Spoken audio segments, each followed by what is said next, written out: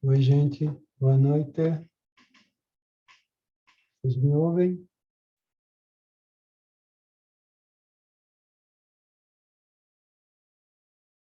Vocês me ouvem? Ouvimos, sim, professor. Então, tá bom.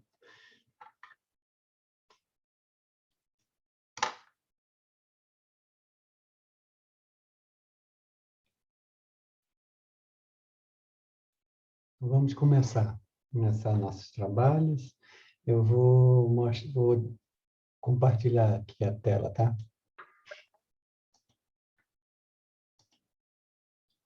Então, gente, no encontro passado, eu sempre faço isso no início da aula, para que vocês tenham também acompanhem, né? Como que eu vou fazendo essa avaliação continuada, tá?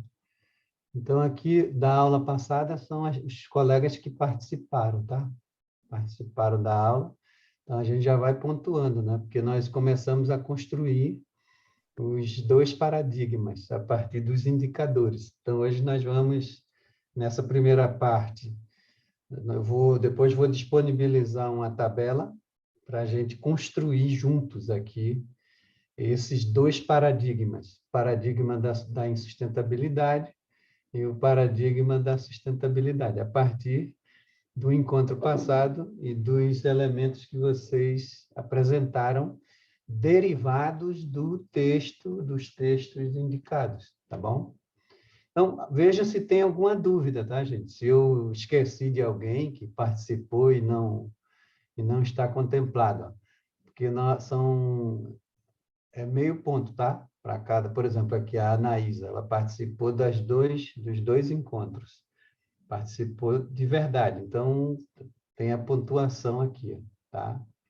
Então, eu vou passando aqui e vocês me dizem se, porventura, cometi alguma injustiça de não pontuar alguém que estava presente e que participou, tá? Dessa página aqui vai até a Nicole.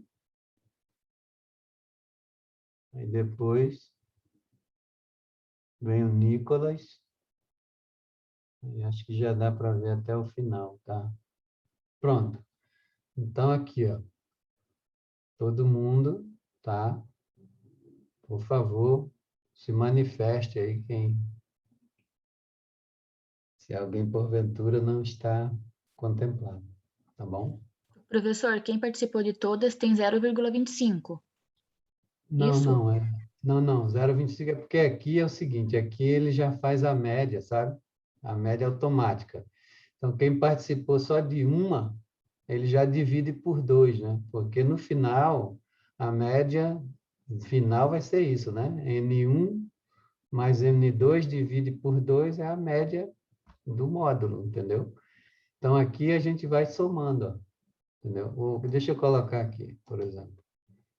Ó, 0,5. Nesse caso aqui, ó, da Camila Pedroso, então ela participou das duas, ó, 0,505, entendeu? Aí vai, aqui é só a soma. Só que aqui, para a média, ele já faz a média aritmética. Tá bom? É que o meu tá 0,5 ali, eu participei de todas até agora. Qual que é o seu nome, querida? É Tainara. Tainara, né? Deixa eu ver aqui, Tainara. Não, querida, aqui, ó. Ó, Ah, 0,5, desculpa, 0,5. então eu vi errado aqui. Desculpa, É que você professor. olhou a média só, né? Tá bom?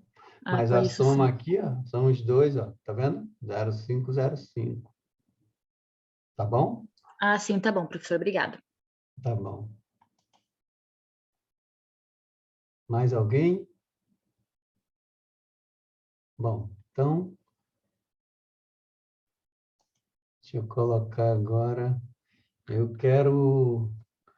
Antes da gente fazer o quadro, gente, eu fiquei com algumas questões para os grupos e eu vou fazer e vocês vão responder conforme aí eu vou fazendo a questão aqui, tá?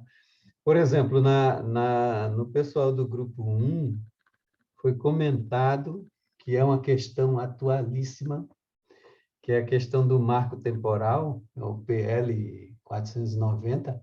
Eu queria que vocês comentassem um pouco, porque e associando isso à questão ao debate da sustentabilidade. Qual que é a relação entre essa discussão, né, do marco temporal, de extrema importância, para o debate, né, essa questão da sustentabilidade? Vamos ver, é o pessoal do grupo 1 que fez esse comentário, eu gostaria de ouvi-lo. Especificamente foi a Camila. Camila está por aí, não?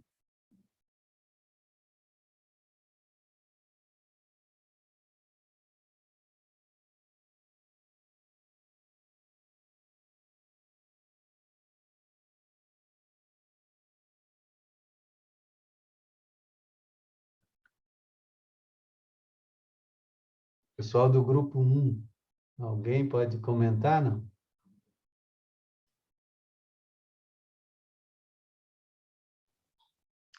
Oi, professora, eu não estou lembrada dela ter dito isso sobre o marco temporal. Não entendi bem a sua pergunta. Então, aqui foi comentado sobre a questão do PL 490, que é a questão do marco temporal, e apareceu esse indicador no primeiro grupo. E quem apresentou isso, quem falou foi a Camila. Só que a Camila não está aí, não está presente. É que tem duas Camilas, né? Tem a Camila Pedroso e a Camila Batista. Não sei qual delas que está aqui. Tem uma Camila aqui no meu painel aqui. Mas vocês não lembram? Não lembram de nada disso? De nenhuma relação entre o marco temporal e o debate da sustentabilidade? Professora, eu não sou do grupo 1, eu sou do Mas grupo 2, mas eu pode posso falar? falar. Pode, opa. Eu acho que a questão, essa relação do marco temporal com a questão do desenvolvimento sustentável, é que o que os povos originários do Brasil estão discutindo e criticando em relação ao marco temporal é que no momento da Constituição de 88, muitos territórios que eram originalmente das populações nativas já tinham sido invadidos por produtores rurais e essas pessoas tinham sido meio que forçadas a sair de lá, né, e expulsas. E isso tudo foi com a ideia de aumentar uma produtividade rural e alimentar o agronegócio, que também é uma das grandes críticas, né, a um desenvolvimento desenfreado que não pensa na sustentabilidade. Então, a sustentabilidade seria também ambiental, com certeza, né, de manter uma área de preservação, uma mata nativa, mas também tem que ser sustentável no sentido de respeitar a parte social, né? E nesse caso seria respeito aos povos originários. Muito bem, excelente. Quem que falou agora? Fui eu, Clara. Ah, Clara, muito bom, Clara. Deixa eu anotar aqui.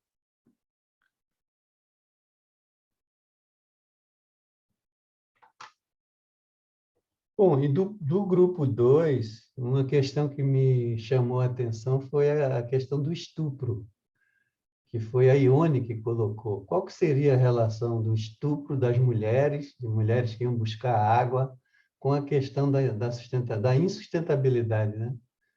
Qual que é o vínculo? Oi, professor, boa noite. Boa Então, noite.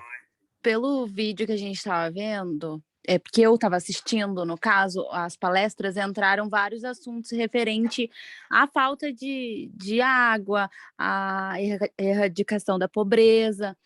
Então, esse comentário que eu fiz foi que a gente às vezes, né, tem essa visão, economizar água, mas a gente não tem a dimensão, foi isso que eu assisti no vídeo, que a gente não tem a dimensão que tem pessoas que em busca da água sofrem esse tipo de violência.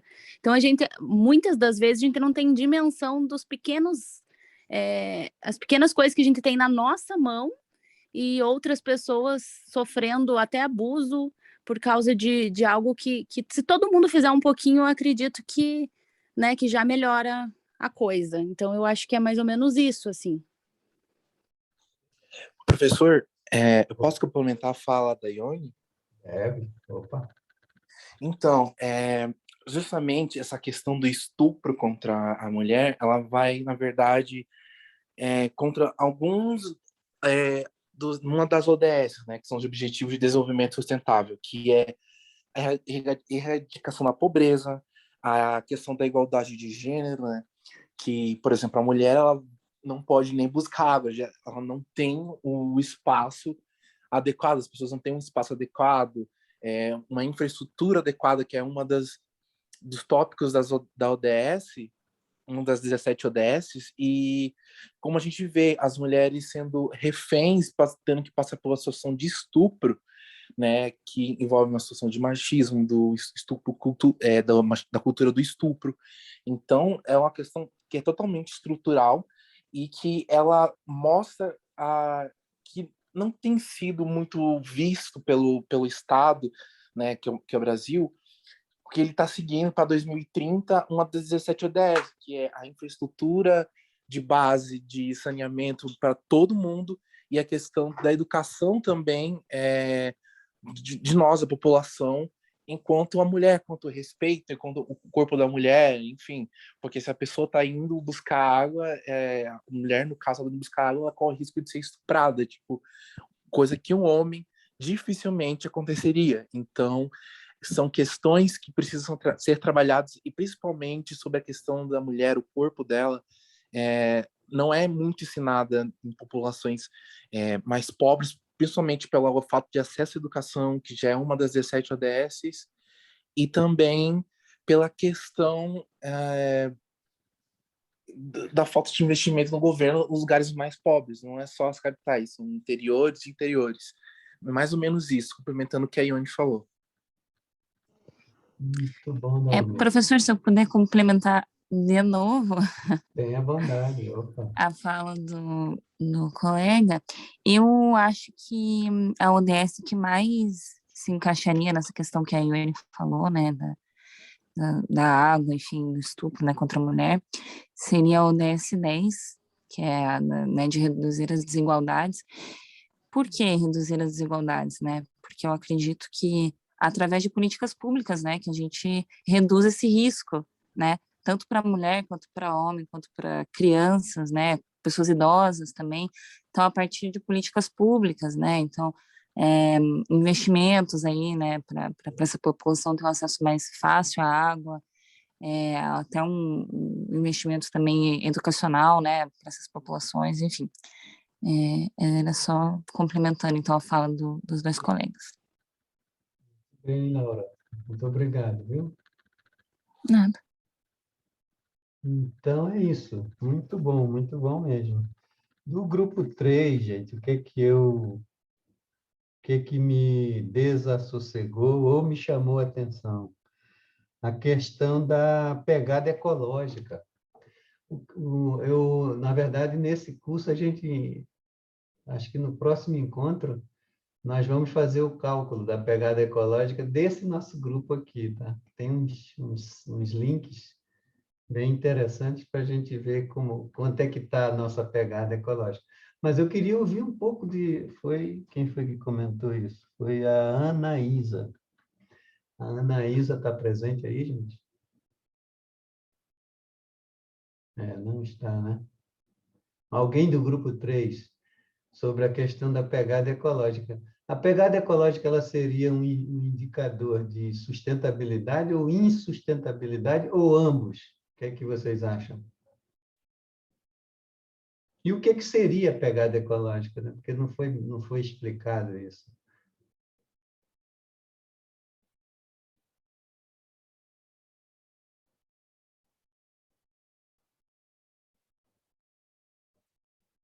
Alguém arrisca no grupo 3? Tatiana, o João, o Máximo. Não veio ninguém dentro do grupo. Deixa eu ver ali. Professor, eu sou do grupo, estou aqui. Só vou pedir para você repetir a questão. Sobre a pegada ecológica. O que seria a pegada ecológica e qual é a relação dela com essa discussão, né? O debate da sustentabilidade, e por que vocês destacaram a pegada ecológica como um indicador de insustentabilidade? É porque a pegada ecológica, na verdade, ela é, vamos dizer assim, uma medição, uma certa medição do consumo humano referente aos recursos naturais, ou seja, o quanto que uma pessoa ela cria de lixo, consome de água e etc. Então, por conseguinte, né, vamos pegar a questão do lixo. Quanto mais lixo ela produz, mais insustentável ela é. Então, por isso, a gente considera que é um indicador de insustentabilidade.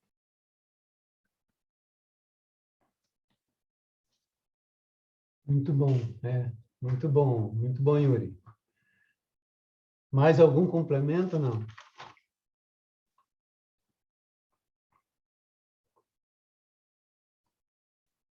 Foi comentado também, né, no mesmo no mesmo grupo, a questão do lixo eletrônico. Isso foi citado até o caso de Gana. Vocês foram atrás disso? Porque realmente é uma questão muito séria. Foi até o Yuri que comentou, Yuri, sobre a questão de Gana, né, do lixo eletrônico, da exportação do lixo, do excesso de lixo produzido no mundo rico e jogado no quintal, né? No quintal que eles considerados por eles, que são os países menos ricos. No caso, Gana, que é um país africano. Qual que é o comentário um pouco mais refinado sobre isso, Yuri?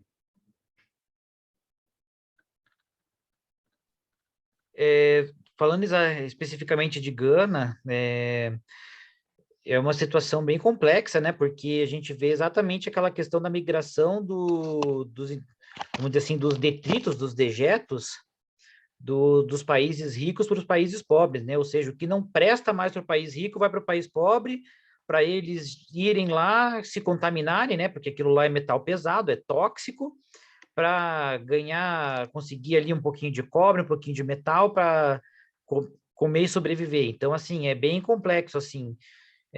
Quando eu tive essa visão, quando eu vi esse vídeo, assim, foi algo bem marcante. Muito interessante mesmo. É um caso seríssimo isso aí, viu? Muito bem, Então, Yuri, muito professor, bom. até Opa, fale. complementando, tudo bem? Boa noite. Boa noite. Uma coisa que eu estava lembrando é essa questão de lixo, excesso, né? Falta de controle, até mesmo da população que é um grande gerador de lixo, né?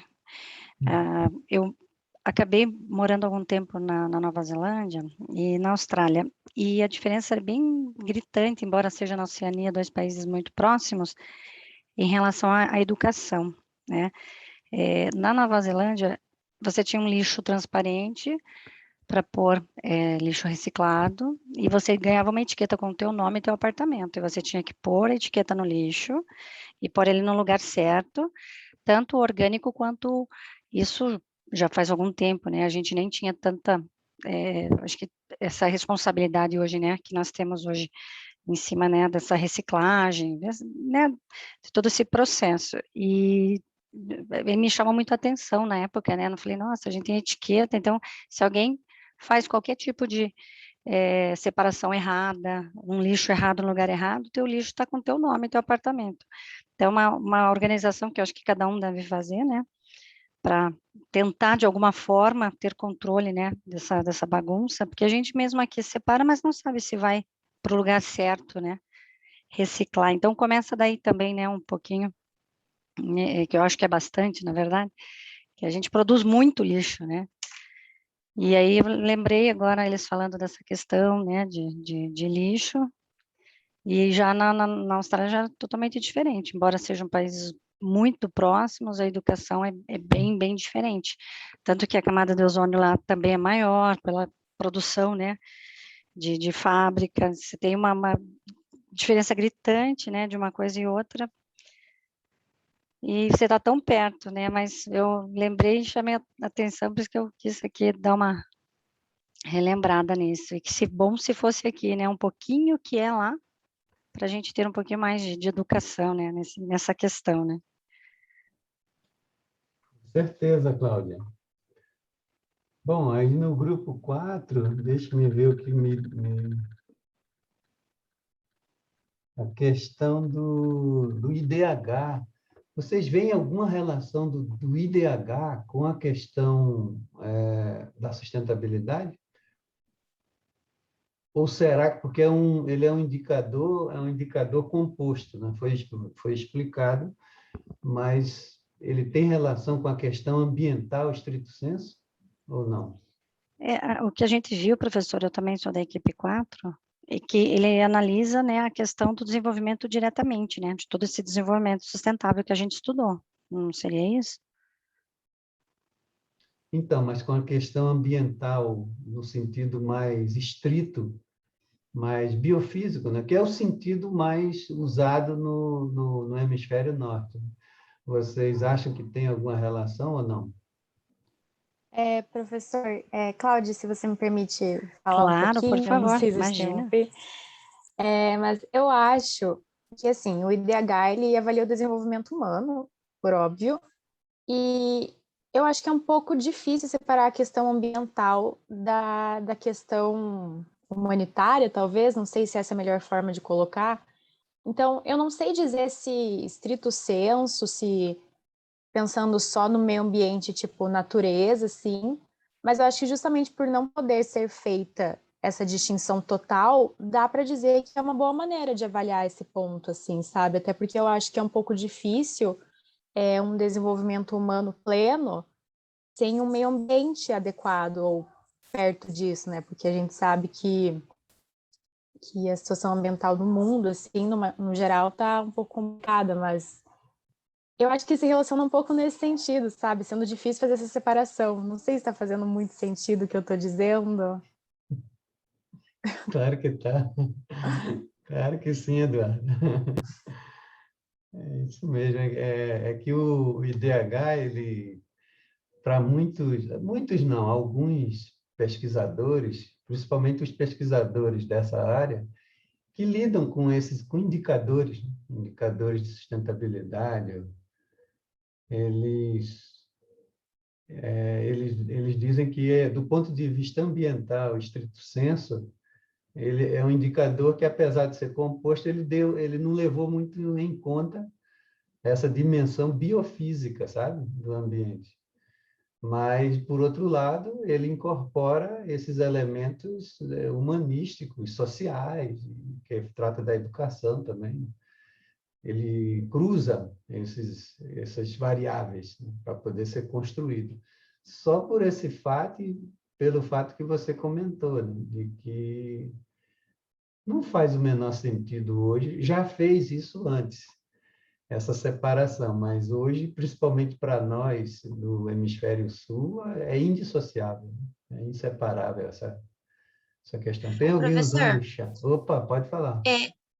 eu entendo como se o IDH fosse tão importante, não só para a sustentabilidade, mas para o desenvolvimento em si, porque é por ele que é calculado, né, a medição de riqueza de uma população ou de outra, então o desenvolvimento social, o desenvolvimento econômico, eles devem estar em equilíbrio, e o IDH que vai fazer essa medição para saber quais são as aplicações que devem ser feitas em uma população em específico, para que ela desenvolva social e economicamente, e porventura possa vir a progredir o desenvolvimento sustentável para a aplicação da sustentabilidade, né? Muito bem, isso mesmo. Tem alguém comentando ali, a Camila, sem um meio ambiente saudável, não existe vida. Se não existe vida, não existe desenvolvimento. É, isso mesmo. Não sei qual das Camilas é aquela ali, se é a Camila que tem duas Camilas, essa daí é a Batista ou é a outra? Escreve lá, a Camila não quer falar, não quer usar, está com vergonha de usar o microfone, aí usa o chat, né? Mas pode, gente, não tem problema. Bom, aí tem uma questão. Qual é a diferença entre o PIB, por exemplo, e o IDH? O que é que vocês acham? Fala o que vocês quiserem aí. O IDH vocês já pesquisaram e já sabem, né?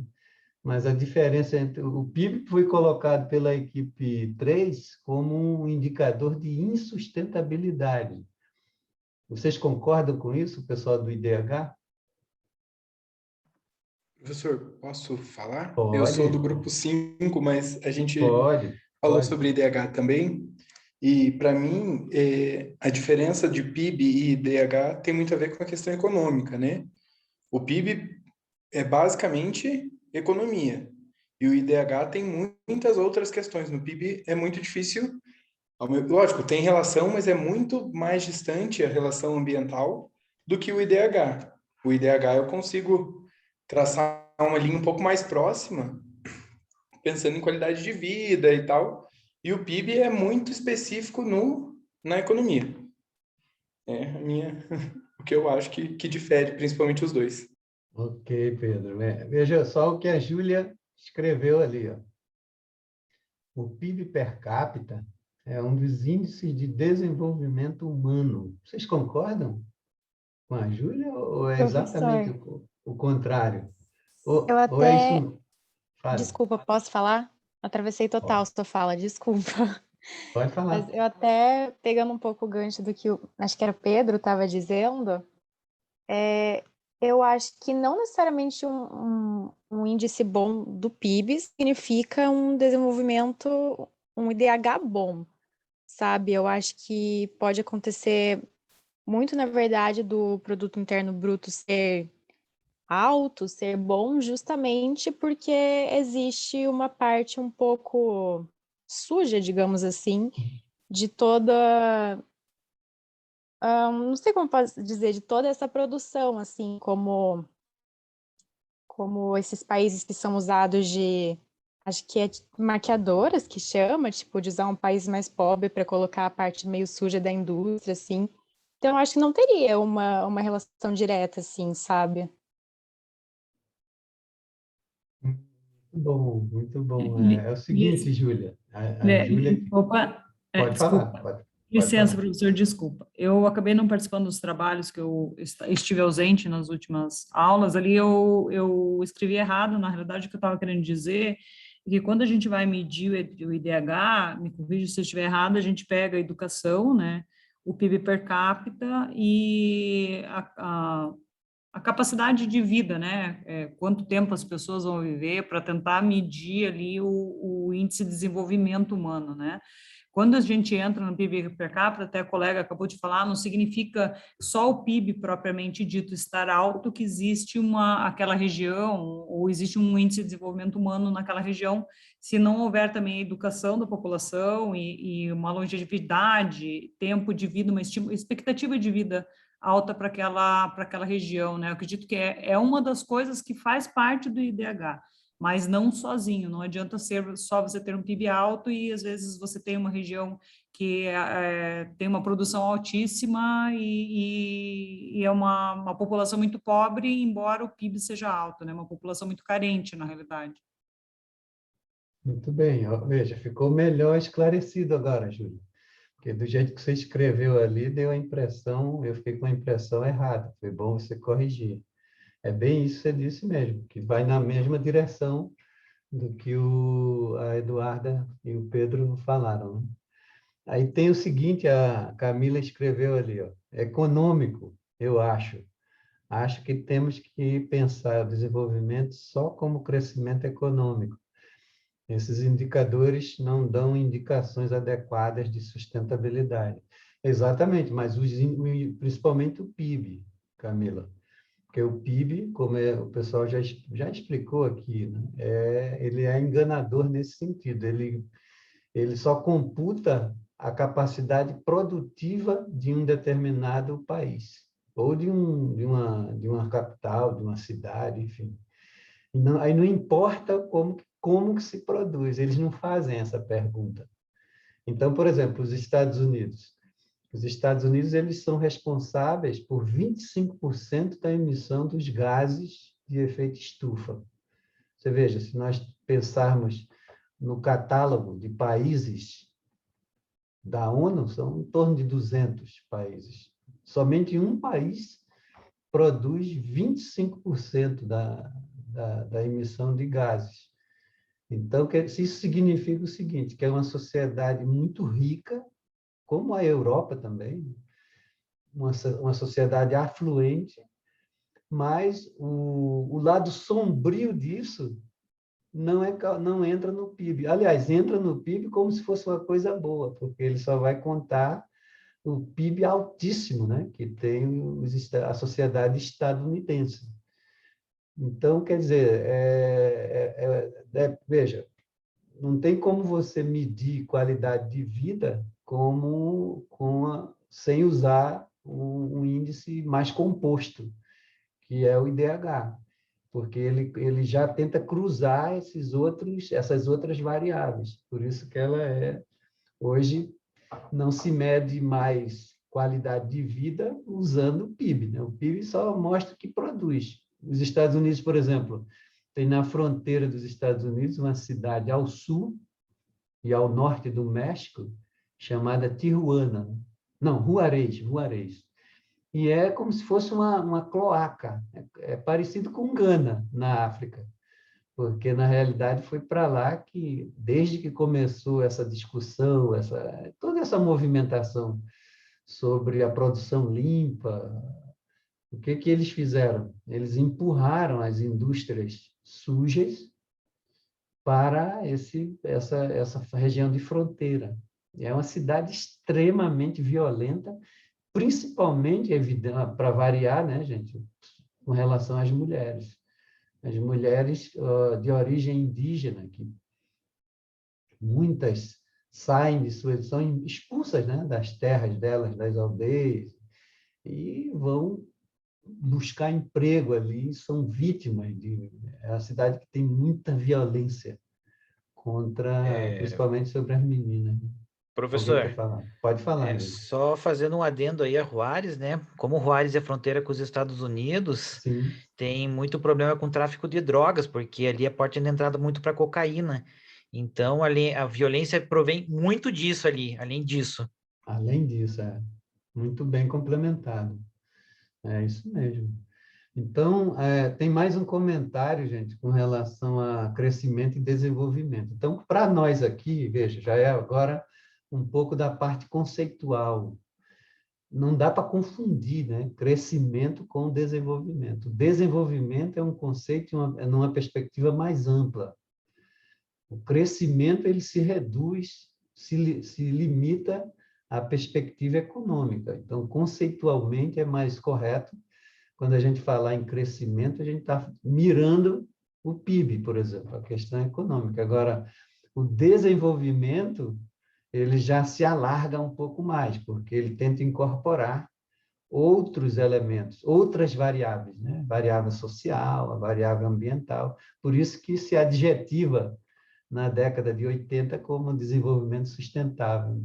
A adjetivação é por isso. Mas a gente vai discutir também a partir dos textos. Bom, do grupo 5, pessoal, já foi comentado, foi também a questão do IDH, a questão do IDH. Agora, tem uma questão aqui que o grupo 5... Eu mesma aqui falei, professor. Foi você mesma. Tem mais uma questão aqui sobre Emanuele, aproveitando que você também comentou, e é do grupo 5, sobre a questão das fontes de energia. Como é que qual o entendimento que vocês têm, ou informações que vocês têm sobre a matriz energética dominante hoje no mundo ainda, né? Algum comentário sobre isso? E será que as energias renováveis, elas dão conta disso, de reverter, de promover um giro para reduzir o aquecimento? O que vocês acham? Bom, professor, de fato, né, a nossa matriz energética hoje, ela é a hidra, né? A gente não tem o que fazer, a gente ainda tem o maior fornecimento vindo da água, né? Mas a gente tem visto em países desenvolvidos que, de fato, a energia eólica, a gás, né, a geotérmica, elas têm se mostrado predominantes, mas nos países desenvolvidos, né? Nós somos um país em desenvolvimento, nós temos no Nordeste a energia eólica também, que tem ganhado bastante espaço, mas eu creio que, por mais que a gente consiga investir em energia, que nem a gente tem também no Nordeste, energia solar, né? Que já tem empresas investindo nesses polos de energia solar. Eu acho que a gente ainda não consegue reverter o que já foi feito, muito menos conseguir derrubar esse polo que foi criado em volta da energia hidrelétrica, né? Ela traz muito, muito dinheiro, né? É a parte do crescimento econômico, que a gente nem sempre que a gente tem o desenvolvimento, a gente tem o crescimento, né? Então, é mais voltado para isso. Então, eu acho que vai ser completamente difícil a gente conseguir trazer outras energias enquanto isso for muito forte aqui no Brasil, né? No mundo já tem ganhado espaço, mas pelo que a gente vê nos países desenvolvidos, né? Que já tem, inclusive, como o professor falou, né? Tipo um PIB para poder investir nisso e quer investir nisso, né? Aqui no Brasil, eu creio que a gente não tem ainda um foco voltado para isso. Tudo bem, o Se Vinícius... eu puder complementar também, professora, Pode. fala da minha colega, Pode, opa. para além da energia hidrelétrica, né, para além da energia elétrica, o problema da energia de combustíveis fósseis e tal, que ainda é muito forte, apesar de ter muitas marcas, principalmente pensando em, né, gasolina, por exemplo, e muitas montadoras já anunciam que vão parar de produzir carros a combustão até né, depois de tal data, né? Pensando a Porsche, BMW, essas Audi, essas marcas assim, eu não vejo uma possibilidade a curto, médio prazo de a gente realmente superar isso, né? A energia a combustão, que acho que é mais nociva ainda ao meio ambiente, mais ainda do que a hidrelétrica, não, eu até acredito que algum dia pode ser possível que supere, mas não é uma coisa a médio e longo prazo, né?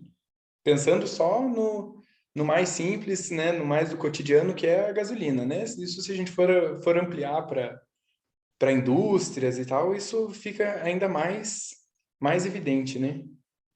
Só complementando o que minha colega falou. E, novamente, professor, eu acho que também com essa relação que o Pedro trouxe da combustão, a gente tem que pensar que aqui no Brasil, uma das maiores petrolíferas é a Petrobras e ela comanda tudo, né? Então, acho que enquanto não se esgotarem, nem há previsão de se esgotar, né, o combustível fóssil, a gente está produzindo e um monopólio, né? Não tem o que fazer. Vai continuar sendo desse modo, né? Eu trouxe as hidrelétricas como uma das mais pesadas pelo fato da grande devastação que causa a construção de uma usina hidrelétrica, né? Por exemplo, a usina Itaipu. Eu não sou tão nova quanto muitos dos colegas que estão aqui, né? Mas muitas pessoas não sabem que para a construção da usina Itaipu a gente tinha 7 quedas e que ela foi suprimida, né? Ela foi sepultada na construção da usina. Ou nos dias de hoje provavelmente não teria ocorrido, mas na época, isso acho que 30 anos, né, professor?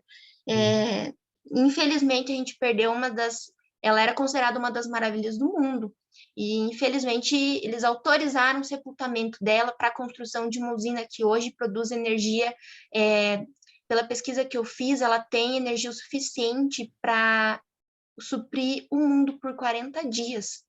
Então, até que ponto, né, isso vale a pena? Então, a questão da sustentabilidade, agora também uma parte conceitual, né, para a discussão energética, é você ter uma diversificação, não esses megaprojetos que são insustentáveis, né? Tudo que é em larga escala já nasce insustentável. Então, o debate da sustentabilidade é uma reivindicação sempre de uma pequena escala, entende? A produção de energia, produção de alimentos, por exemplo, né? A produção agroecológica, por exemplo, é uma produção no máximo uma média escala. Só que é uma produção que realmente produz alimento de verdade. não contamina o solo. Aliás, até recupera e potencializa o solo, enfim, é outra lógica para produzir alimentos que tenta se apresentar como uma alternativa, entendeu? É a mesma coisa a questão da energia. Um país como o nosso, que apesar de ter essa parte sul do país, né, que é o sul da América do Sul, que é mais temperado, mas predomina um clima tropical. Então, a gente poderia realmente usar a inteligência para desenvolver as próprias residências do norte, nordeste, centro-oeste e o sudeste também, uma parte do sudeste, usando energia solar, por meio de políticas não de governo, né? Políticas de Estado mesmo. Não vejo que a gente fica mosqueando em relação a isso. Não é tão simples a análise, mas é uma questão a se pensar. Aí o Vinícius escreveu, tem que passar por uma reestruturação muito grande para isso. Ele está falando da questão do PIB, é isso, Vinícius? Não entendi Acho que muito não, bem. professor. Acho que com relação aos combustíveis e uso de energia. Ah, entendi. Ele já entrou nesse debate. O que eu peguei ali fora do contexto, tem que cuidar, né? Para a gente não descontextualizar a frase, senão a gente promove violência às vezes. Mas agora eu entendi, tá certo. Ele complementou, e esse modelo de consumo dos combustíveis está completamente desenfreado, o que, por consequência, ameaça não só a natureza, mas a nossa existência. Perfeito. É mais uma ameaça para nós mesmos do que necessariamente para o ambiente, que é um ser vivo robusto, tá, gente? A Pachamama, ela é muito forte. A gente é que tem que tomar cuidado com a nossa vida, que é muito frágil.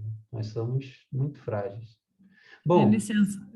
Opa, tenha bom... licença. Júlia, Isso, só pode gostaria de falar. complementar um É, pouquinho com relação às energias, né? sim, Renováveis, eu acho que ainda falta muito conhecimento, né? Falta divulgação sobre as energias renováveis, sobre como a gente pode fazer para ter o acesso a essas energias, e falta interesse político também, né? A gente poderia ter, por exemplo, as placas fotovoltaicas, como o senhor falou, no Nordeste, a região Centro-Oeste, né, que é uma região muito quente, com incidência solar muito alta, através de políticas que fossem público-privadas, né?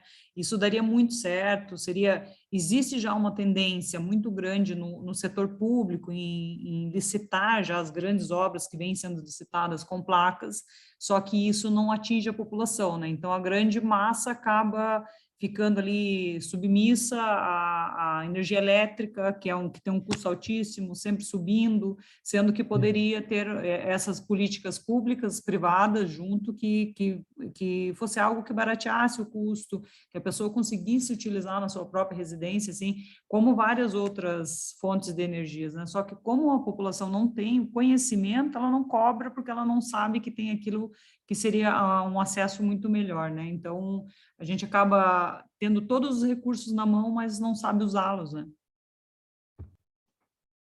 perfeito, Júlia. Bom, gente, Professor, deixa agora... Alguém vai falar oi, alguma coisa? professor Nicolas. Acho que até fazendo um paralelo com o texto da aula de hoje, acho que até de interesse, talvez seja um pouco de imaginação minha, mas até interesse dos países desenvolvidos, essa dificuldade de acesso a essas energias renováveis pelos países subdesenvolvidos, né, ao lado sul do mundo, para essa continuação da dominação mundial, digamos assim, né? Então, acredito que essa falta de educação, essa falta de interesse no povo é reflexo da influência de grandes políticos, né, do lado norte para com os políticos do lado sul, que a gente percebe, e lobbies que acontecem, né, para que a gente fique quieto de maneira geral. Então, acredito, fazendo um gancho, né, eu acredito que nada é por acaso, porque a gente tem o meio ambiente mais rico, né, comparado ao lado do norte. Mas acredito que seja isso. Muito bem, faz sentido sim, Nicolas, com certeza. Então, gente, hoje eu quero construir um quadro com vocês. Então, veja o exercício. Eu vou disponibilizar uma lâmina aqui e a gente vai construir, tá? Juntos, cada grupo. Vamos lá. Então, aqui, na verdade, eu coloquei lado a lado, né? Um paradigma insustentável, aí os indicadores, e o paradigma sustentável. Recordando, agora, um pouco de conceito, né? A insustentabilidade, ela é um paradigma muito forte, né? Muito poderoso, ele se impõe de forma hegemônica e ele se ancora naquele casalzinho, né? A produção e o consumo, é o casalzinho. E é isso que dá o tom todo, de modo que produz, que a civilização produziu esse sistema global que produz e consome. Resumindo, é isso. Então, a gente vive e respira isso desde que nasce, porque são mais ou menos 300, 250 anos. E o paradigma da sustentabilidade é aquele bracinho, aquele coitadinho que é muito jovem, né? Está em torno de 70 anos, que vem tentando apresentar essas alternativas. Muita gente desse lado de cá já se apropria disso aqui, gente. Se apropria do discurso da sustentabilidade para fazer valer os seus interesses aqui. A gente não pode ser ingênuo de achar que não é assim, tá? Mas o que importa é que há muita iniciativa ou iniciativas muito importantes que se inscrevem nesse domínio da sustentabilidade, como um contraponto a esse estilo de vida, porque basicamente é isso, é o estilo de vida. Tem uma hora que a conta não vai bater, né? Porque nós começamos a contaminar a água, destruir floresta, contaminar o ar. Daqui a pouco, veja, é a gente que vai inviabilizar a própria vida humana. Porque a vida humana, como eu já falei, a gente é muito frágil. Alguns minutos sem oxigênio a gente morre. O cérebro, se você não morrer, o seu cérebro fica inviável. Você vira uma pessoa vegetativa. Então, isso significa o seguinte, que a nossa dependência em relação ao ambiente biofísico, e dentro desse ambiente biofísico está essa composição atmosférica, se há alteração nisso, mínima, a gente morre rapidamente. Nós humanos, a gente aprendeu a ser arrogante, né? A achar que nós somos especiais, mas não somos. A nossa capacidade de sobrevivência é muito inferior, por exemplo, a uma barata, né? Que a barata é fortíssima. Ela consegue, em situação de crise, de falta de alimentos, ela consegue se alimentar da parte do próprio corpo dela. Então, ela consegue sobreviver até a bomba atômica, para vocês verem como é sustentável uma barata, né? E o rato, a mesma coisa, a gente não consegue sobreviver a um ambiente, principalmente nós urbanos. A gente não consegue sobreviver a um ambiente que o rato sobrevive, entendeu? Então, nós somos muito frágeis mesmo. Mas, então, qual é a ideia daqui, gente? A ideia é cada grupo, são 5 grupos. Então, a gente tinha feito o exercício que 3 grupos apresentariam os indicadores da insustentabilidade e os 2 grupos finais, o 4 e o 5, daqui. A minha ideia seria que cada grupo pensasse em uma palavra que sintetizasse, entendeu? Para a gente construir isso fazendo sínteses. Porque a síntese, ela agrupa, ela reúne o conjunto de questões que nós lemos e que debatemos aqui. Então, o que é que vocês acham? O grupo 1, 2 e 3, vocês poderiam pensar em uma palavra, cada grupo, para a gente colocar aqui. E os grupos 4 e 5, essas dois aqui, tá bom? Vocês querem uns 2 minutos vocês já pensam, ou melhor, já pode até dizer quem já pensou, né? Para eu escrever aqui, tá? Deixa eu ver, alguém escreveu Camila, mas não ao meu chinelo, kkk, brinca, quem que é isso aí, gente? Alguém tá... É legal a brincadeira, só que eu não entendi aqui, Camila. Da barata, professor. Ah, Mas só que é o seguinte, viu, Camila? Se porventura você não sabe como é que você destrói mesmo a barata, se você colocar álcool e queimá-la, que se você deixar alguma parte dela, ela se recompõe. Por isso que ela é muito forte. Então, às vezes a gente mata parcialmente a barata e acha mas ela sobrevive, entende? Ela é muito poderosa. Ela passa meses sem comer nada, quietinha lá, quando ela é submetida a situação muito difícil, sabe? Nós não, né? Qualquer dificuldade, não precisa nem o chinelo, a gente morre rapidão, né? Tá bom? Vocês têm que explicar, gente, quando colocar aqui no chat para eu poder acompanhar, né? Tá bom? Então, vamos lá. Equipe 1, qual que seria a palavra?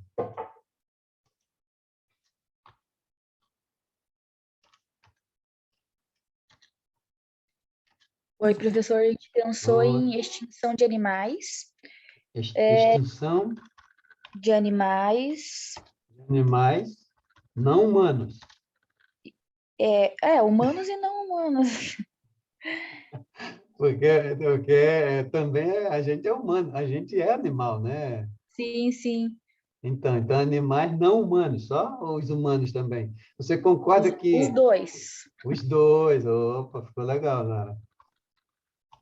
E também padrões de costumes, né? A gente tem costumes já enraizados e muitos deles são bem ruins, né? Por exemplo, na minha cidade natal, assim, em grande maioria não tem política de separação de lixo, por exemplo, sabe? E é um lugar de preservação ambiental, é uma área de preservação ambiental, de parque também. E não tem nenhuma política, a gente nunca na escola ouviu falar sobre isso e é bem grave, assim, sabe? Essa cultura, esse hábito de não fazer algo que seja benéfico para a natureza, sabe? Sendo que vivemos na natureza, né? Com certeza. Opa, verdade. Mas veja se ficou bom. Extinção de animais não humanos e humanos e padrões comportamentais, é isso? Isso, professor, ótimo. Isso ficou bem melhor. Então tá bom. Vamos lá. Essa da equipe 1? Isso. Equipe 2. O que vocês destacariam? Professor, nós destacamos imperialismo e colonialismo. Tem muito a ver também com o texto, né?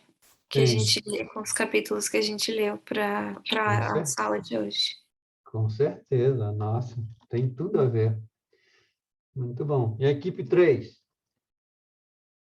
Olha, professor, a gente pensou em desenvolvimento, porque a questão da sustentabilidade, ela acaba sendo diretamente linkada ao desenvolvimento, porque, vamos dizer assim, lá na Idade Média, a gente não tinha essa preocupação, porque a gente não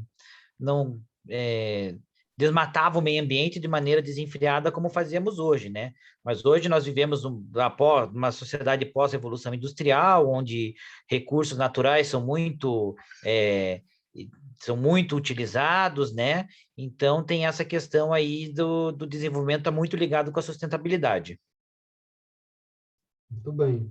Mas não seria mais adequado aqui, ao invés de desenvolvimento, que é um conceito que já é mais amplo, não seria mais adequado crescimento? O que vocês acham? Pode ser também. Acato a sugestão.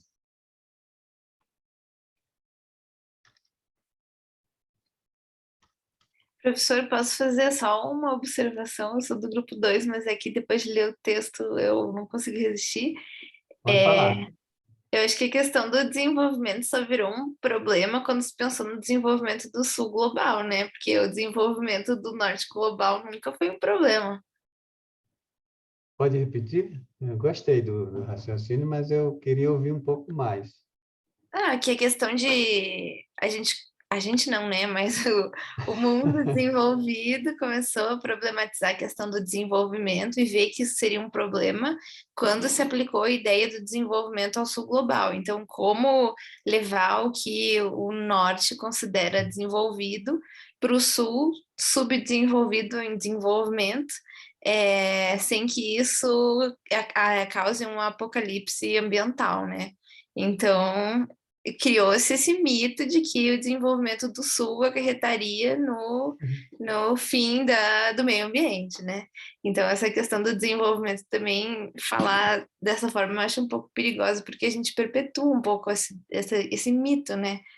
De que o desenvolvimento do Sul é o que vai causar o esgotamento dos recursos naturais, por exemplo.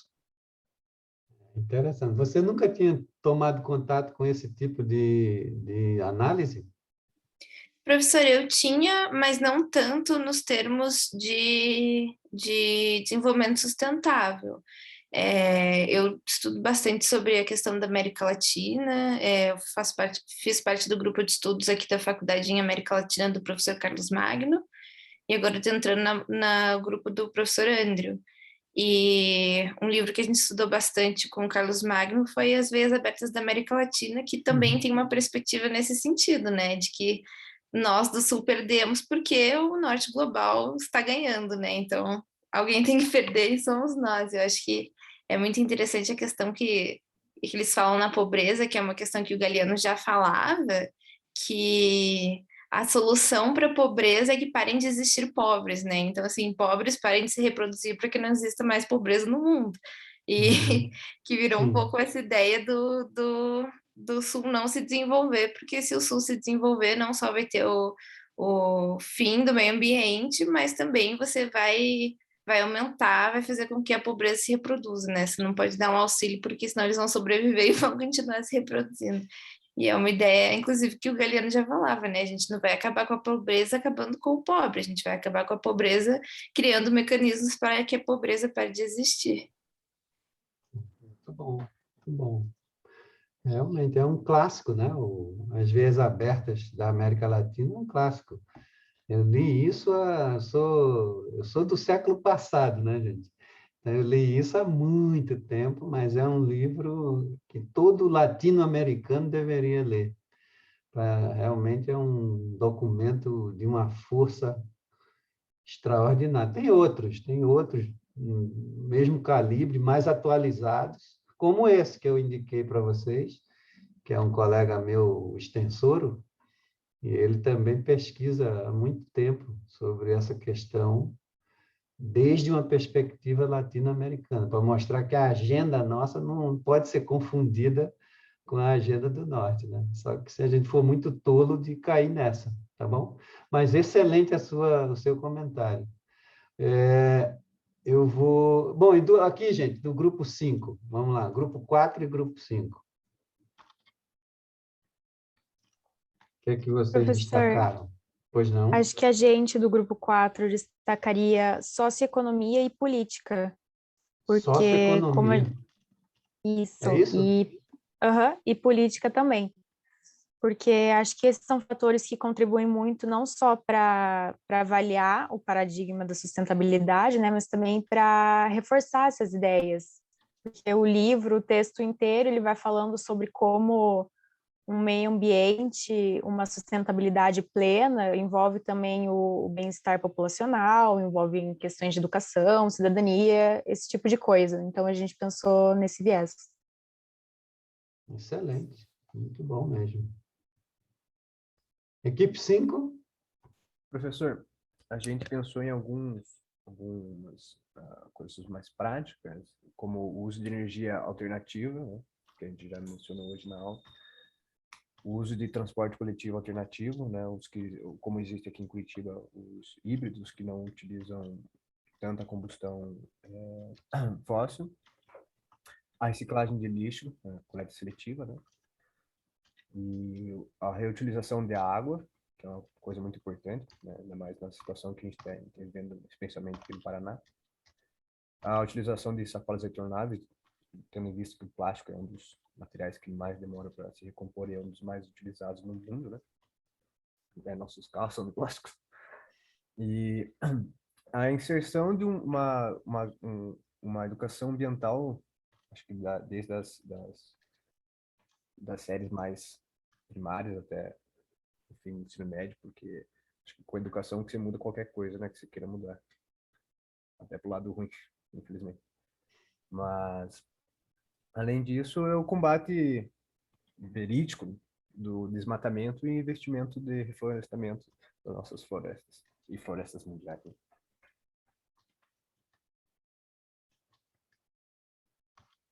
O grupo 5 pensou nesses tópicos. Muito bom. É isso. Muito bom, gente. Excelente. Agora aqui a gente guarda, porque agora essa é uma construção coletiva e no final a gente vai complementando isso aqui, tá?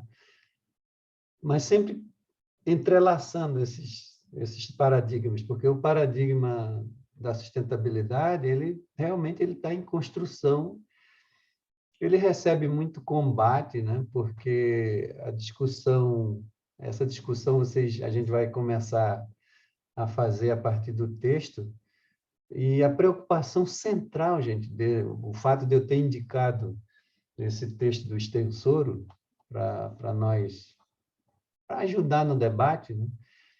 É a comparação entre as agendas, tá? De que talvez essa é a ideia força, que eu gostaria que vocês terminassem esse encontro, essa aula, com essa ideia, né? Que as agendas, elas são diferentes. Eu queria ouvir um pouco de vocês sobre isso, tá bom? Vamos lá, vamos começar então. A equipe número 1. O que vocês acharam? O que vocês recortaram do texto sobre a questão das agendas, tá? Que a gente vem...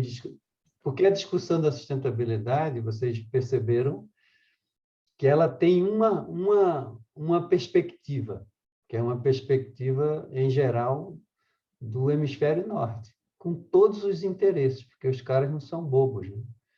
E no âmbito da política, do ponto de vista internacional, a política é isso, tá, gente? A política é sempre um jogo de interesses.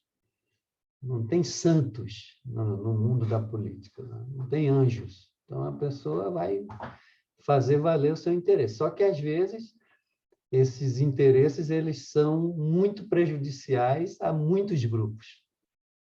Então, é com essa ideia de que a gente precisa compreender a política. A política hoje, por exemplo, dos países do hemisfério norte, são políticas de inimizade.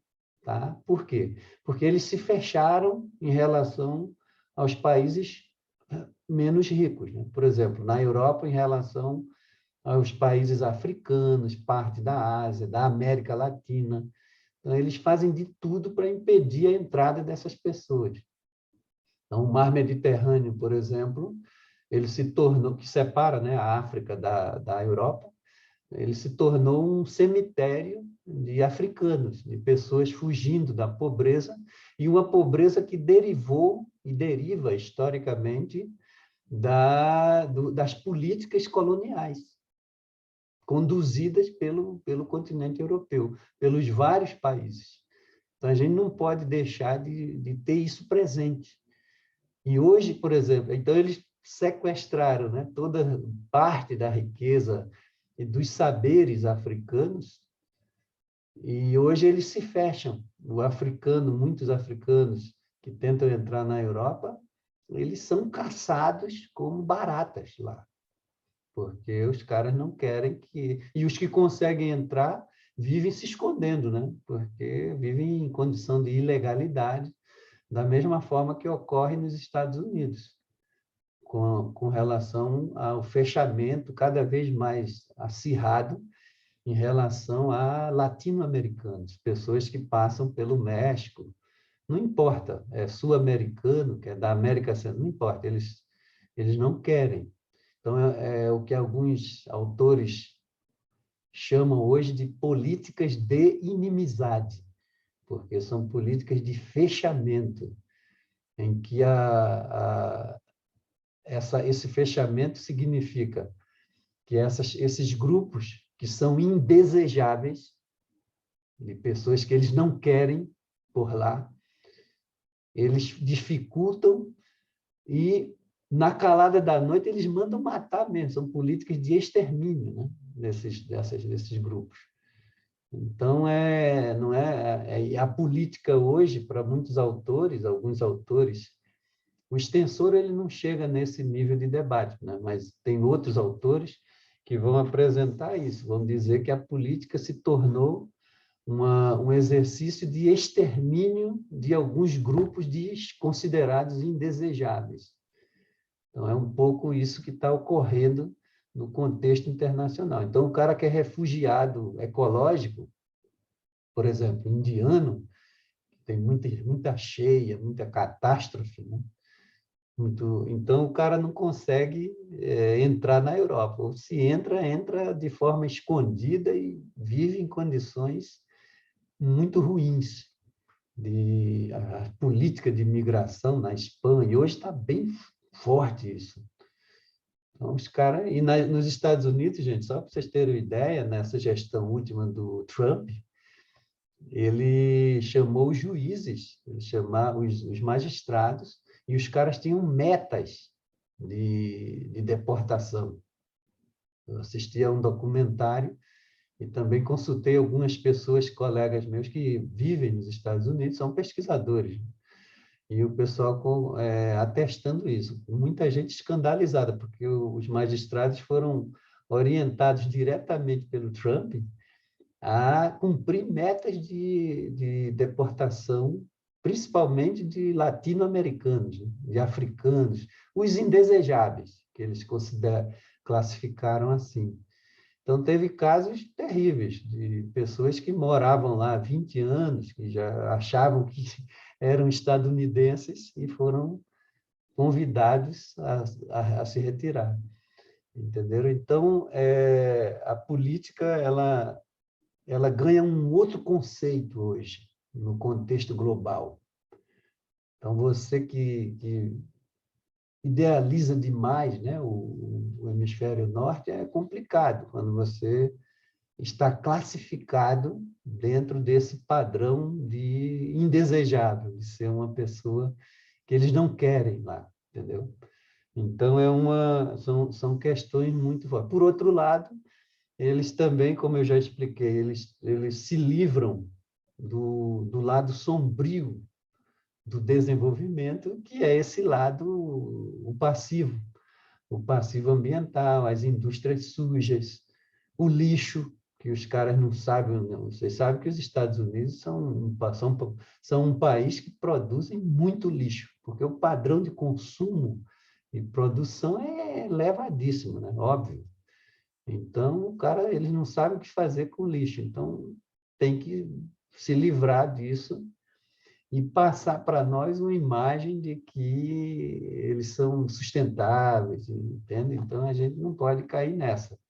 A gente tem que ter uma visão muito mais crítica, analítica, do ponto de vista dos nossos interesses. Qual é o interesse? Como latino-americano, como sul-americano. E é isso que eu gostaria de ouvir vocês, como é que vocês sentiram o texto, né? Tá bom? Tá aberta a palavra. Laura? Laura ia falar, Laura? Oi. Não, eu só ia falar que justamente, né, por essas razões que o senhor colocou, que o debate ambiental, ele é, sobretudo, um problema político, né, e com grande estima geopolítica. Justamente por essa falácia aí, né?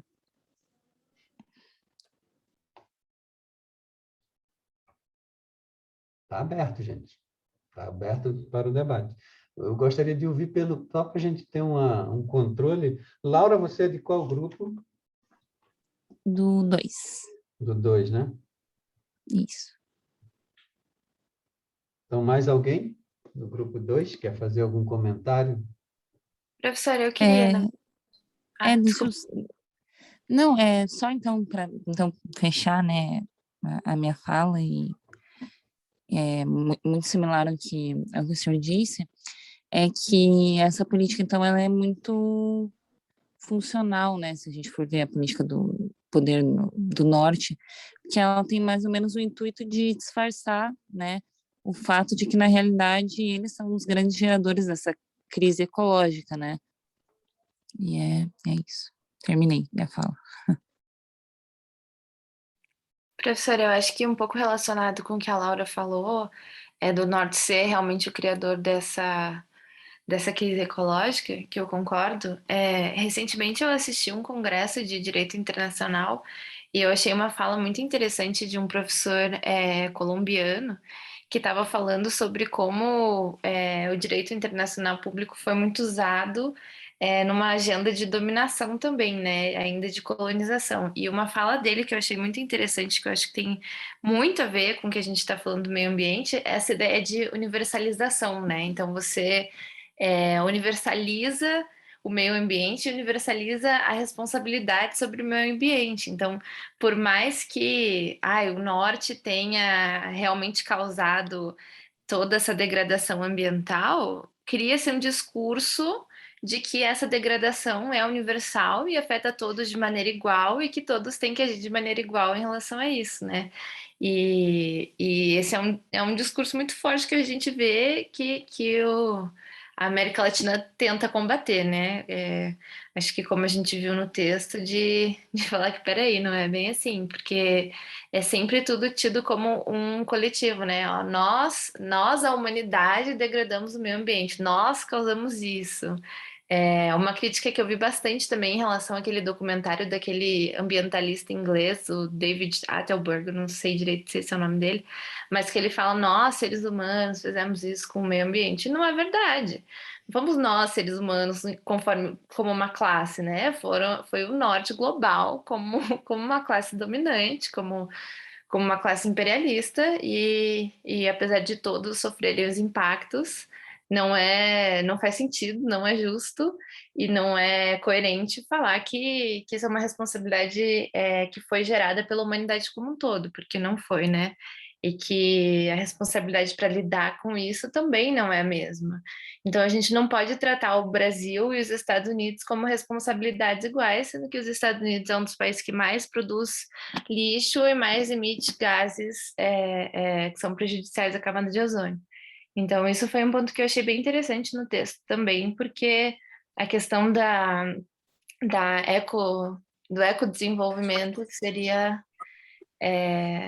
responsabilidades diferentes para casos diferentes, né? Para papéis diferentes. Professor, posso complementar a fala da Clara? Pode, deve, dá um por favor. E é justamente sobre isso, né? Tem dois autores, o Richard Grove e o Peter Anker, que eles falam justamente sobre essa questão da preocupação do ecologismo e do ambientalismo, que isso é uma preocupação dos países imperialistas já desde o século XIX. Então, eles já se preocupam há muito tempo com essa questão ambiental, mas justamente para pensar na segurança, né, do país colonizador, né? Pensar na segurança, olha, se tem que maneirar nos gastos aqui no consumo, pensando na sua segurança no futuro, e não propriamente no meio ambiente. Essas questões que se retomaram após a Segunda Guerra Mundial, depois de toda aquela catástrofe que aconteceu ao meio ambiente, eles vieram falar, a gente vê também, por exemplo, os Estados Unidos, que era uma colônia de ocupação, né, de exploração, como é o nosso caso no Brasil, ele cresceu, né, porque ele vendeu as armas, ele, enfim, forneceu teve todo esse crescimento econômico. Então, eu gostaria de frisar principalmente, né, que no Truman, né, quando o Truman ele foi reeleito, ele começou com essa ideia que, ao meu ver, é muito racista, de que somos um país desenvolvido, industrializados e ricos, que os países do Sul, nós somos pobres, socialmente desiguais, que teve aquela questão ideológica da Guerra Fria também, que ele queria a expansão do liberalismo, que na verdade eu vejo que era mais do capitalismo, combatendo contra aquela velha, aquela que a Guerra Fria foi, aquela velha disputa ideológica entre o comunismo e o capitalismo. Então, o Truman, ele queria dizer que, também nesse discurso dele, famoso da reeleição dele, que modernizar esses países seria, em teoria, possível, utilizando fórmulas e teorias neomatusianas, que o Sul era um país que multiplicava explosivamente, e que não teria como os países do Sul se equivalerem aos países do Norte, porque era impossível. Porque se os países do Sul chegassem ao estilo de vida dos países do Norte, isso seria uma degradação ambiental irreparável, né? Então, eu consigo ver que eles têm, até tem um cientista político dessa época, que era o Vygotsky, não sei como se pronuncia o nome dele, que defendia uma redução da natalidade, né? Que esse era o grande problema, não a exploração econômica e as guerras que os grandes países fizeram nos últimos anos, né? Foram nós, pessoas do Sul, que promovemos que não podíamos crescer, né? Então, o grande desafio para o Sul, principalmente na época de Estocolmo, era se desenvolver. E a questão da industrialização, que foi até mesmo levada por esse modelo americano, American Way Life, uma coisa assim, não lembro como é o termo, era muito imitado. E eles queriam barrar isso. Eles só se preocupam. Eu acho que a preocupação está mais em não deixar nós temos as mesmas condições. É a questão realmente do imperialismo, da dominação cultural e econômica que a gente vê. Então é isso que eu consegui identificar assim no texto. Excelente, Dalmir. Deixa eu ler aqui o que a Camila escreveu. Um ponto de destaque do livro, da minha opinião, foi o discurso do presidente dos Estados Unidos em 77, no que se refere que os problemas ambientais não se detêm diante das fronteiras nacionais, assim como a Clara falou, sendo agora um problema global. Acho que todos devem tomar ações independente de culpa. Aí ela faz, não sei se estou correta. A questão, Camila, talvez um pouco o que a Clara comentou, é que passa-se, é um problema global, mas só que a responsabilidade, quem que foi o principal, o maior responsável por isso, que deveria realmente, efetivamente, assumir maior responsabilidade. Que é o norte global, entendeu? Que produziu, que é o pivô disso. Só que o que se passa? Passa uma ideologia de que o problema é global, então todo mundo é culpado por isso, mas não é bem assim, porque por exemplo, o impacto disso em pessoas, em grupos ou países em condição de maior vulnerabilidade é muito maior do que em países que têm mais condições materiais de enfrentar qualquer desastre, né? Ou acidente ambiental, entende? Socioambiental. Então, essa é a questão, para a gente não cair nessa. Então, são agendas diferentes. A agenda do Norte é exatamente por eles serem insustentáveis e produziram, sim, uma sociedade, uma civilização insustentável, eles têm um discurso de sustentabilidade, entendeu? E quando, por exemplo, os grupos que são de fato sustentáveis, eles nem falam nisso. Se você pega, por exemplo, os grupos quilombolas, aqui no Brasil, que tem vários, os grupos originários, né? O Kayapó, os Mapuche no Chile, eles são sustentáveis, porque eles vivem com o estilo de vida deles, garante que eles têm uma vida de 15 mil anos. Apesar de toda a pressão desse sistema global, que é muito agressiva em relação a eles, por exemplo, o marco temporal, né?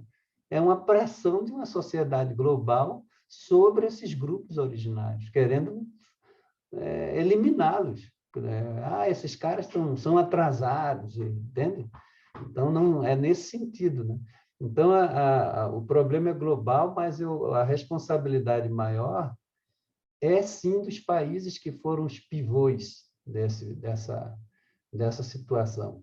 E, na verdade, eles têm condição de enfrentar melhor, porque eles acumularam muita riqueza. E essa acumulação de riqueza ela não foi de forma não violenta, pelo contrário, né? Porque todo processo colonizador, em qualquer parte do mundo, ele é violento, porque ele destrói a cultura local, ele rouba a riqueza desses territórios, entendeu? Então, a responsabilidade ela não pode ser igual, né? Ela tem que ser uma... A gente não pode tratar desiguais de forma igual, senão a gente acaba defendendo uma agenda que não é a agenda do hemisfério sul, entendeu? Então, a Jaqueline gostaria de falar um pouquinho sobre a pesquisa do Grupo 1 também, quando possível. Tenha bondade, Jaqueline. Obrigada. Então, a gente fez uma pesquisa um pouquinho mais focada num padrão mais histórico, assim, sobre a reação sul. Eles foram notificados da existência dos debates ambientais pelo Norte, né, bem como todo mundo já falou bem, que nada mais justo que o Norte começasse esse debate, já que eles são os grandes causadores, né, e isso foi tido como uma reação tanto inesperada até do Sul, por meio da convocatória a Estocolmo de 72, que foi quando provocou na América Latina, em particular, essa reação ruim, porque eles temiam que a crise ambiental poderia vir a debilitar os esforços destinados para mudar relações desiguais de comércio, obter tecnologias, entre outras coisas. E aí, com isso, eles suspeitavam, então, que os países desenvolvidos estivessem orientando esforços do sistema internacional, assim, para priorizar a resolução daqueles temas que vinham afetando a qualidade de vida das suas próprias sociedades lá do norte. E com isso deixando de lado os esforços que eles tinham em superar o subdesenvolvimento da maioria da humanidade, né? E até na pesquisa que a gente fez, a gente viu que o Brasil liderou bastante a opinião dos países ali em via de desenvolvimento nessa questão, e até sobre essa temática, desde o primeiro momento levantou voz para se advertir sobre o subtexto que tinha a perspectiva do Norte de entender a crise ambiental, né? Quem melhor sintetizou ali o pensamento do Brasil e demais países do terceiro mundo, a gente viu também sobre o embaixador brasileiro, que foi o João Augusto Castro, que ele, além de destacar a influência do futuro diálogo entre os países, ele levantou um ponto muito importante que falava sobre como se fosse uma denúncia, assim, da atitude de países que se mostravam mais preocupados em não perder os seus pontos de poder e privilégios do que dispostos a compartilhar os conhecimentos e benefícios que eles já vinham obtendo, né, com todo o trabalho que eles já estavam fazendo em cima disso com o restante do mundo. Então, eles queriam colocar o mundo ali para, como a Clara falou, né, como se, os seres humanos são causadores, então a gente precisa agir, só que eles já estavam, de certa forma, à frente desse contexto, mas queriam ajuda, só que também não queriam compartilhar todo o conhecimento que eles já tinham, com medo de perder ali aquele poder. Então, por isso a reação do Sul, obviamente, não foi muito boa, assim, e demorou para se criar, de fato, esse debate, para, enfim, conseguir especialistas que pudessem falar melhor sobre o tema. Foi mais ou menos isso que a gente conseguiu entender. Excelente. Gente, deixa eu fazer uma proposta para vocês. A gente está adiantada a hora. Foi excelente o debate hoje, mas eu ainda quero ouvir os outros grupos. Eu só ouvi o grupo 1 e 2. A gente vai deixar para a próxima aula, porque eu quero... no final, eu vou fazer uma síntese. O que é que caracteriza mesmo a diferença entre essas agendas, tá? Então, se eu esquecer, vocês me lembrem disso, porque é por essa razão que eu estou propondo esse debate e esses textos. Então, se eu esquecer disso, vocês me lembrem. Mas fiquei muito satisfeito com o que a gente debateu. Então, ficam faltando os grupos 3, 4 e 5, tá bom? Também se pronunciarem sobre isso. Agora, deixa eu mostrar para vocês qual é o propósito da próxima aula, tá? Que a gente agora vai enfrentar o sistema ambiental O sistema ambiental brasileiro, tá? Então, deixa eu ver aqui.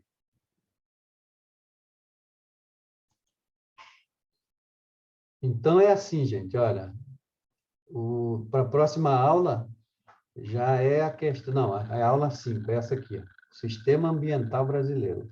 Rapidamente, a ideia do sistema ambiental é como que o país, como que o Brasil, diante daquele quadro que a gente vem construindo desde a linha do tempo, como que o Brasil, a partir da década de 70, na verdade, todos os países, né, a partir da década de 70, começa a prestar atenção nessa questão não ambiental. Veja, agora, cuidado com os termos. Na agenda do Norte, eles falam em ambiental. Isso não é casual, tá, gente? Tem uma razão, porque eles priorizam a questão biofísica. No nosso caso, é muito mais adequado, na nossa agenda, falar em socioambiental, por tudo que a gente está discutindo aqui, tá bom? Mas, de qualquer modo, o Brasil vai construir um sistema ambiental, que é um sistema para tentar proteger esse ambiente. E o ambiente aqui no sentido mais largo. Não é o ambiente só biofísico, é o ambiente sociocultural também, tá bom? Então, qual é a ideia, gente? A ideia para o próximo encontro. É uma tarefa bem prática que vocês vão tirar de letra. Então, o grupo 1, eu selecionei 5 políticas que compõem esse sistema ambiental, né? Socioambiental, o mais correto seria isso. Então, o primeiro grupo, a Política Nacional do Meio Ambiente, que é a primeira, de 1981. Então, o grupo 1 fica responsável de trazer, todos os grupos, né? De trazer os elementos centrais dessa política. Tá? Essa é a ideia, para a gente ir entrelaçando esse debate, porque agora a gente vai vendo como que o direito vai entrando, de fato, no debate de forma concreta, por meio de políticas. Porque, assim, não adianta você pensar um monte de coisa fora do marco legal. Não funciona. Então, a gente tem que ter essa ancoragem jurídica. O grupo 2, a lei dos agrotóxicos, eu coloquei até numa sequência cronológica. Depois, a lei dos recursos hídricos, que é uma bela lei, é uma política muito interessante. E agora, mais do que nunca, a gente está precisando discutir por conta da crise hídrica, que está presente agora nesse contexto político brasileiro, que não dá para bater palmas, né? Depois, a lei de crimes ambientais, muito importante essa lei, né, de 98. E, por último, a Política Nacional de Educação Ambiental. Com isso, a gente, na verdade, o sistema não é só isso, né? É que a gente seleciona essas que são mais importantes até a virada do milênio, tá? Até 99, né? E o texto de apoio, gente, que está indicado aqui, ó. Vocês querem que eu coloque no chat isso? Por favor, professor. É melhor, né? Eu vou colocar. Então, esse texto aqui, ó, que é do Sarlet, do Ingo Sarlet, ele vai servir de base para as 2 aulas próximas, né? A aula 5 e 6. Então, o que é interessante pousar os olhos, tá, gente? Ó, na introdução e esses capítulos aqui. Mas os capítulos em conformidade à política que você vai apresentar. Então, os grupos não precisam ler tudo. Vocês vão ler somente os que estiverem associados ao tema do grupo, tá? Para a gente socializar, para a gente dividir um pouco a tarefa e compartilhar aqui para todo mundo. Aprender a estudar coletivamente. E isso é sustentabilidade, tá, gente?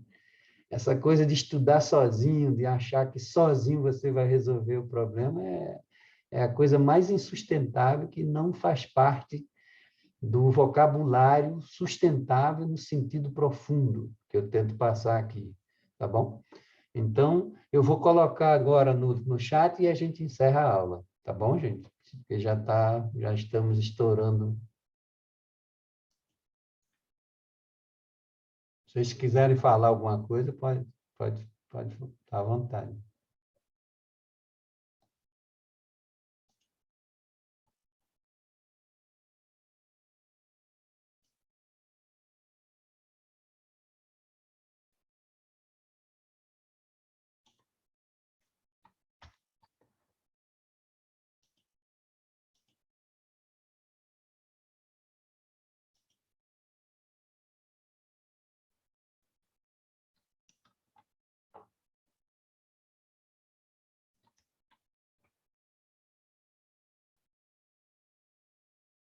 Só um pouquinho, gente, que eu estou selecionando aqui.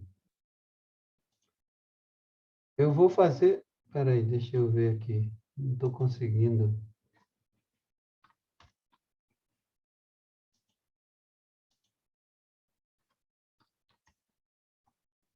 Não deu certo.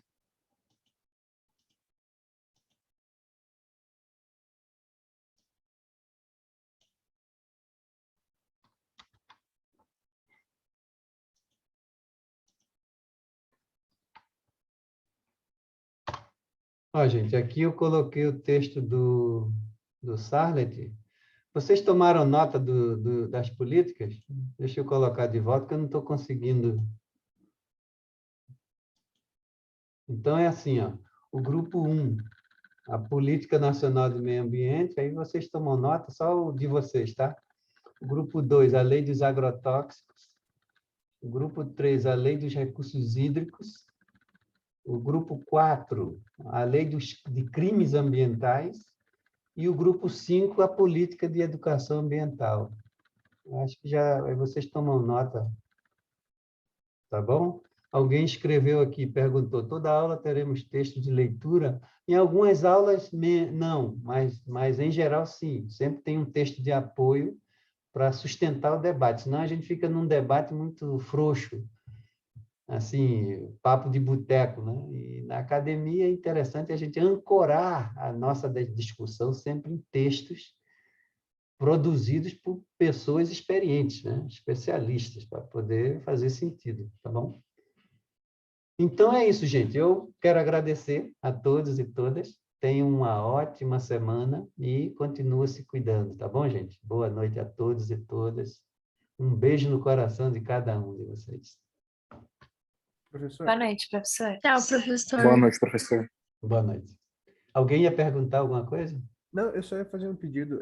Tem como o senhor compartilhar a tela dos textos de volta? Que daí, para facilitar para o grupo, eu tiro um print e envio no nosso grupo de WhatsApp. Boa, vou fazer. Já faço. Boa, boa. E outra coisa, eu acabei chegando no finalzinho ali da explicação sobre, acho que, participação, não sei, e aí é que eu não quis voltar ao assunto. O que o senhor estava falando? Eu posso perguntar? Pode, é assim, Nicolas, é que é assim, ó, cada aula eu sempre registro as participações, porque eu sempre passo tarefas para cada Sim. grupo. Uhum. Então, eu registro, eu anoto as participações, porque é a partir dessas participações efetivas que eu pontuo, sabe? Porque é tudo avaliativo, sabe? Tudo é avaliativo. É por isso. Tá bom? Daí como que funciona? Que eu era do grupo, eu sou do grupo 5 e eu fiquei para falar nessa aula, né? Aí na próxima, é porque hoje só falaram 2, né? Aí na próxima aula... fale. Desculpe, eu digo da aula passada, que duas pessoas do meu grupo apresentaram, que foi a Emanuele e o Luiz, e hoje falamos ela novamente, o Pedro e eu, né? Sim. Então eu não falei na aula passada, eu gostaria de saber se nota. Mas você estava presente. Estava presente. Então deixa eu marcar aqui para você também. Espera aí, só um pouquinho. Beleza, então. Tá bom? Tá, eu vou tirar o print aqui que eu acabei. Ó, tem alguém pedindo, rapaz. Então, conseguiu fazer? Consegui, feito aqui, vou mandar no grupo. Então tá bom, aí você coloca lá no grupo, né? Alguém está perguntando, é a Nicole, perguntando, alguém pode mandar o link do grupo do WhatsApp para ela. Pode fazer isso, Nicolas? Posso? Deixa eu ver a melhor forma. Bom, acho que se me manda teu WhatsApp, acho que eu adiciono você e te peço para adicionarem lá no grupo. Acho que é a maneira mais rápida, não sei. A Nicole ainda está aqui, né, Nicole? Você quer o... A Nicole já respondeu, ela é ok.